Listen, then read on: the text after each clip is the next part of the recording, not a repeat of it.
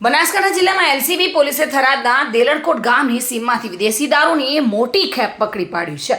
Police patrolling દરમિયાન મળેલી બાતમીના આધારે દેલણકોટ ગામની સીમમાં નાકાબંધી કરવામાં આવી હતી અને નાકાબંધી દરમિયાન પોલીસે બોલેરો પિકઅપને રોકી અને તપાસ કરી હતી. વાહનમાંથી વગર પાસ પરમિટનો ભારતીય બનાવટનો વિદેશી દારૂ અને બિયરની કુલ 2148 જેટલી બોટલ મળી આવી હતી, જેની કિંમત ₹8,81,000 જેટલી છે.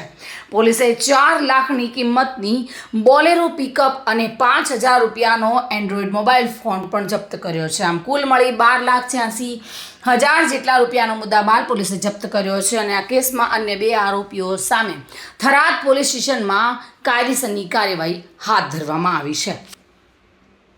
મહેન્દ્ર ઓઝા સાથે bureau report, today Gujarati news.